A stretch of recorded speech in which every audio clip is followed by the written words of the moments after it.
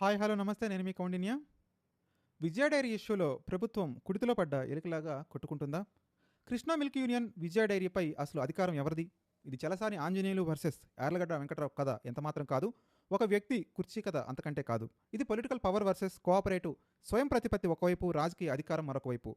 రైతుకు చట్టం ఇచ్చిన స్వయం ప్రతిపత్తిపై ఎవరిది పైచేయి అంటే 1995లో ఎన్టీఆర్ ప్రభుత్వం రైతుల చేతిలో పెట్టిన సహకార సంస్థల స్వయం ప్రతిపత్తిలోకి దాదాపు 31 సంవత్సరాల తర్వాత రాజకీయ అధికారం చొరబడుతుందా అనేటువంటి ప్రశ్నకు సమాధానాలు తెలుసుకోవాలి. ముందుగా మ్యాక్స్ యాక్ట్ అంటే ఏంటో తెలుసుకోవాలి. విజయ డైరీ, కృష్ణా మిల్క్ యూనియన్ ఎవరిది? ప్రభుత్వందా, అధికార పార్టీదా, మంత్రులదా, ఎమ్మెల్యేలదా? వీళ్ళది ఎవరిది కాదు. పశువులను పెంచి పాలు పోసి పైసా పైసా కూడబెట్టి దశాబ్దాలుగా సహకార సామ్రాజ్యాన్ని నిర్మిస్తున్న పాలిస్తున్నటువంటి పాడి రైతులది. అందుకే ఈరోజు అడుగుతున్నటువంటి సూటి ప్రశ్న ఒకటే: రాజ్యం, రాజ్యాంగం, రాజ్యాధికారం మీది కావచ్చు, కానీ రైతుల డైరీ కూడా మీదేనా అంటే ఆ వ్యక్తి ఒప్పుకునేటువంటి పరిస్థితి లేదు. ఒక వ్యక్తి మూడోసారి ఏకగ్రీవంగా చైర్మన్గా ఎన్నికయ్యాడు. ఆ తర్వాత అనారోగ్యంతో ఆసుపత్రికి వెళ్ళాడు. అక్కడి నుంచి ఒక మంత్రి హాస్పిటల్కి వెళ్ళాడు. ఆ తర్వాత చైర్మన్ పదవితో పాటు డైరెక్టర్ పదవికి రాజీనామా చేసినట్టు ఒక లేఖ బయటకు వచ్చింది. ఇంతకీ ఆ లేఖలో ఏముంది? ఒత్తిడి లేదు, బలవంతం లేదు, స్వచ్ఛంద రాజీనామా. అయితే ఆసుపత్రిలోనే ఈ రాజీనామా ఎందుకు జరిగింది? ఐసీయూ వరకు రాజకీయ నాయకులు వెళ్లాల్సినటువంటి అవసరం ఏమొచ్చింది? ఇది నిజంగా వ్యక్తిగత కారణాలతో చేసిన రాజీనామానేనా? అయితే ఈ రాజకీయ కలకలం ఎందుకు ఏర్పడింది అనేది ఇప్పుడు ప్రశ్న. అసలు విజయ డైరీ ఎవరిది? రాజ్యం మీద రైతుల సహకార సంఘం కూడా మీదేనా? ఇప్పుడు ఉమ్మడి కృష్ణా జిల్లాలోని తలెత్తుతున్నటువంటి అతిపెద్ద ప్రశ్న ఇదే. చలసాని ఆంజనేయులు అనేటువంటి వ్యక్తి పదవి యొక్క గొడవ ఎంతమాత్రం కాదు. రాజకీయ డైరీపై అధికారం ఎవరిది? ప్రభుత్వం, మంత్రుదా, లేక దాన్ని నిర్మించి నడిపిస్తున్నటువంటి పాల రైతులదా? ముందుగా చట్టం ఏమి చెబుతుందో తెలుసుకుందాం. కృష్ణా జిల్లా milk producers mutually aided cooperative union 1995 max act కింద పనిచేస్తున్న సంస్థే విజయ సంస్థ. అసలు మ్యాక్స్ చట్టం పుట్టింది ఎందుకంటే, దీన్ని పుట్టించింది ఎవరంటే, నాడు రైతు చేతిలో అధికారం పెట్టిన స్వర్గీయ నందమూరి తారక రామారావు ఆ అధికారాన్ని మళ్ళీ ప్రభుత్వం గుప్పిట్లోకి తేవాలనుకున్న ఆనాటి ముఖ్యమంత్రి వైఎస్ రాజశేఖర రెడ్డి ప్రభుత్వం గురించి తెలుసుకోవాల్సినటువంటి అవసరం ఉంది. ముందుగా సహకార రంగం అంటే ఏంటి? రైతుల డబ్బులు పెట్టాలి, రైతులు పాలు పోయాలి, రైతుల కష్టంతో సంస్థ ఎదగాలి. మరి ఆ సంస్థపై పెత్తనం ఎవరిది? ప్రభుత్వాందా, అధికారులదా, రాజకీయ నాయకులదా? వీళ్ళెవరిది కానే కాదు. ఆ సంస్థ నిర్మించిన సభ్యులైన రైతులదే. ఈ ఆలోచనకు చట్టరూపం తెచ్చిన మహానాయకుడు ఎన్టీఆర్. 1995లో ఎన్టీఆర్ ముఖ్యమంత్రిగా ఉన్న సమయంలో ఉమ్మడి ఆంధ్రప్రదేశ్ ప్రభుత్వం ఒక చారిత్రాత్మకమైనటువంటి చట్టాన్ని తీసుకొచ్చింది. Andhra Pradesh mutually aided cooperative society act కింద 1995 మ్యాక్స్ యాక్ట్ కింద ఈ చట్టాన్ని రూపొందించింది. ఇది సాధారణ సహకార చట్టం కాదు. అప్పటి వరకు ఉన్న సహకార సంఘాలపై ప్రభుత్వానికి, రిజిస్టర్ వ్యవస్థకు ఉన్న విస్తృతమైన నియంత్రణకు ప్రత్యామ్నాయంగా సంస్థ సభ్యులది, నిర్వహణ సభ్యులది, నియంత్రణ సభ్యులది, జవాబుదారీతనం కూడా సభ్యులకే అనేటువంటి ఈ కొత్త కోఆపరేటివ్ ఫిలాసఫీకి సంబంధించిన చట్టబద్ధమైన రూపమే ఈ చట్టం. ఈ చట్టం యొక్క లక్ష్యం చాలా గొప్పది. సహకార సంఘాలు స్వయం సమృద్ధి కలిగినటువంటి, పోటీతత్వం ఉన్న జవాబుదారీ వ్యాపార సంస్థలుగా తీర్చిదిద్దాలి అన్నది దీని వెనుకున్నటువంటి ముఖ్య ఉద్దేశం. అవి సెల్ఫ్ హెల్ప్, మ్యూచువల్ ఎయిడ్ సూత్రాలపై నడుస్తాయి. ముఖ్యంగా అవి owned, managed and controlled by members, సభ్యుల యాజమాన్యంతో, సభ్యుల నిర్వహణలో, సభ్యుల నియంత్రణలో ఉండాలని చట్టమే సుస్పష్టంగా ప్రకటించింది. అంటే రైతుకు సబ్సిడీ ఇవ్వడం మాత్రమే రైతు సంక్షేమం కాదని, రైతు సంస్థలకై రైతులకే అధికారం కూడా ఇవ్వటం రైతు సాధికారికత కిందకు వస్తుందని ఎన్టీఆర్ ప్రభుత్వం 1995లో భావించింది.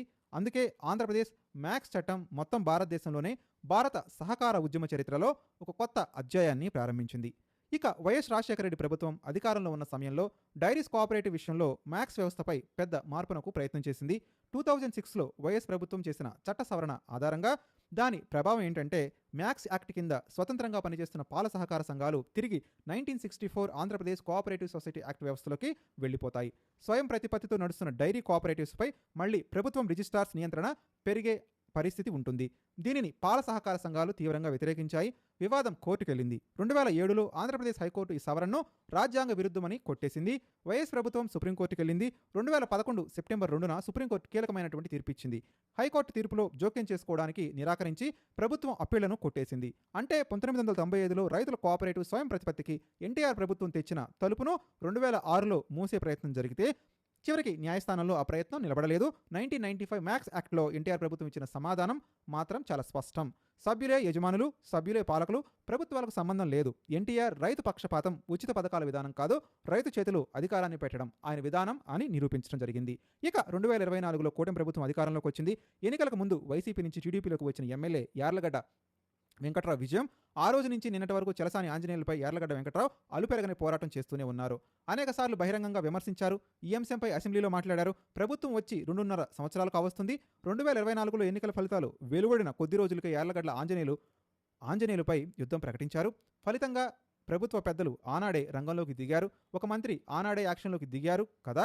ఆనాడే ఒత్తిడి చేసి ఆంజనేయుల చేత బలవంతం రాజీనామా పత్రాన్ని రాయించారు అని వార్తల ముఖ్య సారాంశం. నిజంగా అది నిజమే అయితే నేటి వరకు ఆ రాజీనామా చేయించినటువంటి సంగతి ఎందుకు బయటపెట్టలేదు?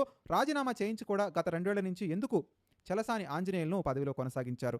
కొనసాగించడానికి కారణమేంటో సదరు మంత్రి గారు ప్రజలకు తెలియజేయాలని కూడా ప్రజల యొక్క భావన. ఇక ఆఖరి ఘట్టం ఏంటంటే కృష్ణా మిల్క్ యూనియన్ ఎన్నికల నోటిఫికేషన్ వచ్చింది. ప్రభుత్వ పెద్దలు ఆంజనేయులను పిలిపించారా? ఎమ్మెల్యే యార్లగడ్డ వర్సెస్ ఆంజనేయుల యుద్ధం 2 ఏళ్లుగా కొనసాగుతున్నప్పటికీ ఒక 5 నిమిషాలు ఇద్దరిని కూర్చోబెట్టి సమస్య పరిష్కారానికి కనీసం ప్రభుత్వం ఎందుకు సాహసం చేయలేదు? మీకు పార్టీ కంటే ఏది ముఖ్యం? అధికారం దక్కితే పార్టీని పట్టించుకోరు అని హార్డ్ కోర్ టీడీపీ శ్రేణులు ఎందుకు విమర్శిస్తున్నారు అనేది ఇప్పుడు ప్రజలందరూ అర్థం చేసుకోవాల్సినటువంటి విషయం ఉంది. ఇక ఈనాడు పత్రిక నిన్నటి రోజు రిపోర్టు ప్రకారం విజయవాడ డైరీ కొత్త చైర్మన్ ఎవరు? ప్రస్తుతం ఉన్న డైరెక్టర్ ఒకరు కాబోతున్నారా, లేక బయట నుంచి కొత్తగా ఎవరినైనా తీసుకొస్తారా అనేది ఉత్కంఠగా మారింది. ప్రస్తుతానికి టీడీపీ అధిష్టానం ఎలాంటి నిర్ణయం తీసుకోలేదని తెలుస్తుంది. టీడీపీ జాతీయ కార్యనిర్వాహక అధ్యక్షుడు మంత్రి నారా లోకేష్ నిర్ణయం మేరకే కొత్త చైర్మన్ ఎంపిక స్పష్టత వచ్చే వీలుంది అని పార్టీ వర్గాలు వెల్లడించాయని ఈనాడు రిపోర్టు చేసింది. టీడీపీ పార్టీకి ప్రభుత్వానికి ఏంటి సంబంధం? కృష్ణా పాల ఉత్పత్తి రైతులకు తెలుగుదేశం పార్టీ ఏనాడైనా 1 కేజీ దానాయన ఇచ్చిందా? పాల రైతు ఇంట్లో ఏదైనా ఆదుకుందా? కానీ ఈరోజు ప్రభుత్వాలు సహకార సంఘాలకు సంబంధించినటువంటి విషయాల్లో డైరెక్ట్గా జోక్యం చేసుకోవడం ఏంటి?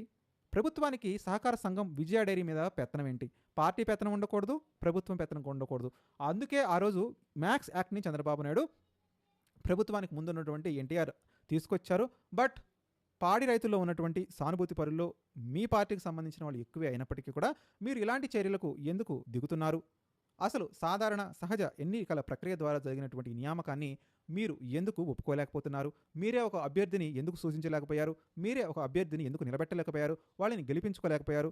గౌరవప్రదమైన మార్గం ఉన్నప్పటికీ ఏకగ్రీవంగా ఎన్నుకున్నటువంటి చైర్మన్ చేత చివరలో రాజీనామా పత్రం అందుకోవడం, అది ఐసీయూలో ఉండి ఒక మంత్రి చేతుల మీదుగా అందుకోవడం మీ పార్టీకి ఏ రకమైనటువంటి శోభనిస్తుంది?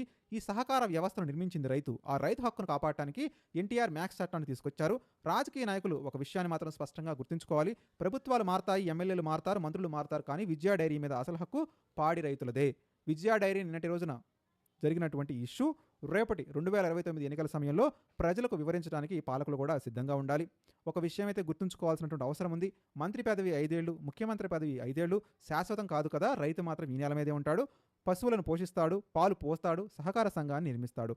ఆ రైతు ఓటుతో ఏర్పడినటువంటి సంస్థలోకి రాజకీయ అధికారం చొరబడితే ఈరోజు ఒక చైర్మన్ మారొచ్చు, రేపు ఒక బోర్డును మార్చొచ్చు, ఎల్లుండి ఆ సంస్థ స్వరూపాన్ని మార్చేయచ్చు. అందుకే ఇది చలసాని ఆంజనేయులు వర్సెస్ ప్రభుత్వం కానే కాదు, పొలిటికల్ పవర్ వర్సెస్ సహకార స్వయం ప్రతిపత్తి కానే కాదు. ఆసుపత్రికి వెళ్ళిన మంత్రి గారికి ఒక ప్రశ్న, ఆసుపత్రిలో ఉన్న వ్యక్తి దగ్గరికి వెళ్ళి రాజీనామా గురించి మాట్లాడాల్సినటువంటి అవసరం ఎందుకు వచ్చింది? ప్రభుత్వానికి కూడా ప్రశ్నించాల్సినటువంటి అవసరం ఉంది. ఎన్టీఆర్ మ్యాక్స్ యాక్ట్ ప్రకారం స్వయం ప్రతిపత్తి కలిగిన పాల రైతు సంస్థ నాయకత్వ వ్యవహారంలో మీ పాత్ర ఏంటి? చలసాని ఆంజనేయుల వర్గానికి ఒక ప్రశ్న ఉంది. రాజీనామా నిజంగా స్వచ్ఛందం అయితే ఆసుపత్రిలో జరిగిన విషయాన్ని మొత్తాన్ని బహిరంగపరచాల్సినటువంటి అవసరం అయితే ఉంది. ప్రజలే తీర్చి చెప్తారు. ఎందుకంటే విజయ డైరీ కృష్ణ మిల్క్ యూనియన్ ఏ పార్టీ జాగీరు కాదు, అది పాల రైతుల చెమటతో నిర్మించినటువంటి సహకార సామ్రాజ్యం. సో దీనిపైన మీ అభిప్రాయాన్ని కూడా స్పష్టంగా తెలియజేయండి. నిజంగానే విజయ డైరీ విషయంలో ప్రభుత్వం లేనిపోని తలనొప్పులు తెచ్చుకుందా? మర్చిపోకుండా కామెంట్ చేయడానికి ప్రయత్నించండి.